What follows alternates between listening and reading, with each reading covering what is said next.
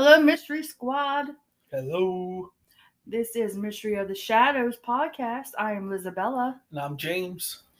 And so, James, what have you picked for this week's podcast? Lizzie Borden. I think most people know who that is. If you don't know who that is, stay tuned because you will. You're going to know. There's been quite a few movies about her. Yes, there have. Books written about her. A lot of articles written about her and the murders. So basically the story before we actually dive in is the story goes that she murdered her parents, right? Mm-hmm. There's a nursery rhyme on it. Do you know the nursery rhyme? Yes, I do. Would you like to tell the people in podcast land, all of our wonderful people? Let's see if I can get this right. Lizzie Borden had an axe. She gave her mother 40 whacks, and when her father seen what she had done, she gave him 41. No, incorrect. You see, I was trying to go off the cuff here. And what I'm going to say is, Isabella says she's a huge Lizzie Borden fan, but she's going to learn a lot today. It's Lizzie Borden took an axe, gave her mother 40 whacks. Right. When her father seen what she had done. Well, it's supposed to rhyme, so I know it's something to that effect because done and one is how they had it going. I just did this the other day. Hold on. So I know I was going to mess it up because I wasn't going to have it word for word. Yeah, and the thing about it is it's actually a nursery rhyme that people do jump roping and all with. Oh, yeah. They definitely have. So I've heard it a million times, but like I said, put it on the spot. I knew I was not going to have the words word for word, but I know it's close to that. Somewhere close to that. Yeah, it's But James is they even written. The funny part is they even wrote a song on it. Oh yeah, they used to sing it to her, if I'm not mistaken. But not only that, they actually made it into an actual long song. Oh wow. So it's Lizzie Borden took an axe and gave her mother 40 whacks when she saw what she had done. Oh, okay. She gave her father 41. Okay, so I know it was close to that. So, the truth behind the whole story is that she didn't actually give either one of them 40-something whacks. Or supposedly, because she was acquitted, as we all know. All right.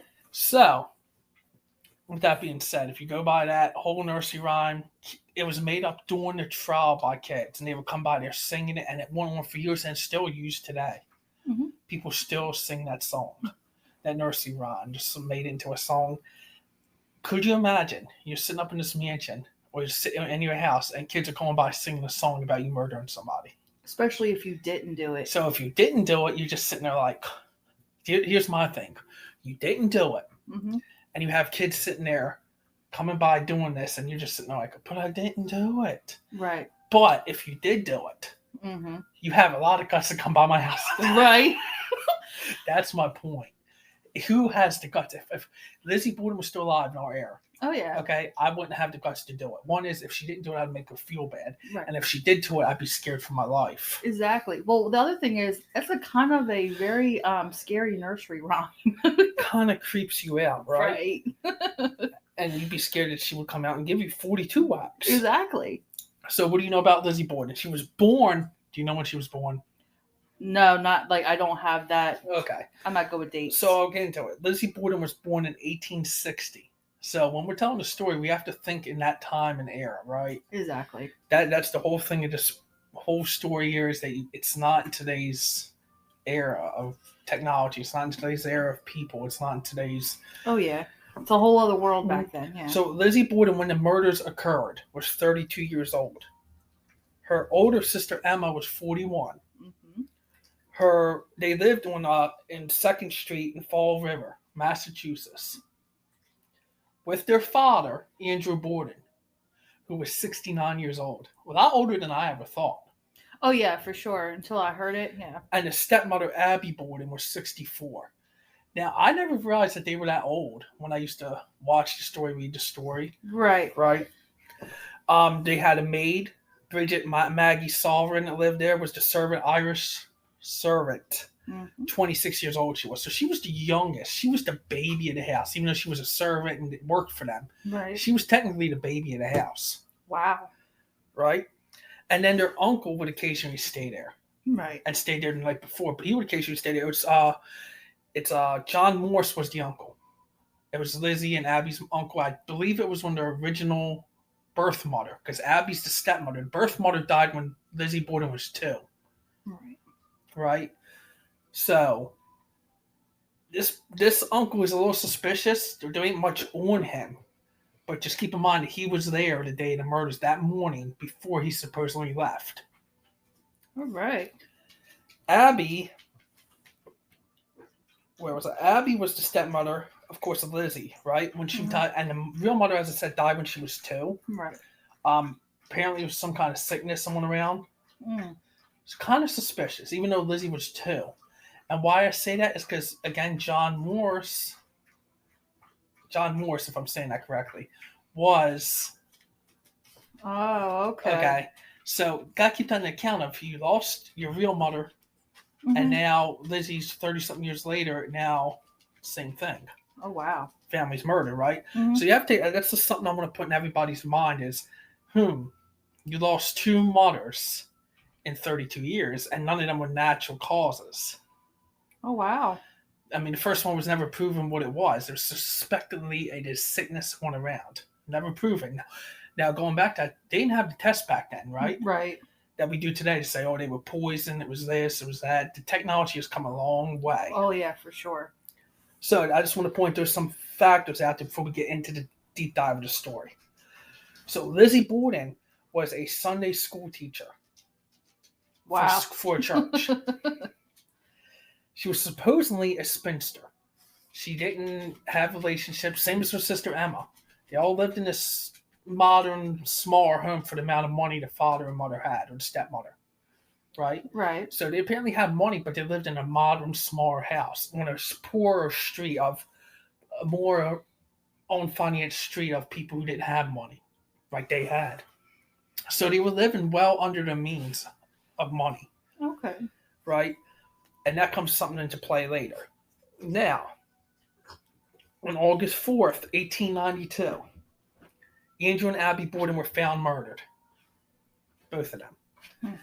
On the day of the murders, it is said that there was tensions in the Borden house leading up to the murder, the day of the murders. So you had stuff like Lizzie was dissatisfied with the way her father was handling money, meaning that he was getting up there. If he would have died, all the money would have went to Abby and her side of the family and not the kids. Wow, that's horrible. So you think about it, your dad's now 69 years old. You are working as a Sunday school teacher.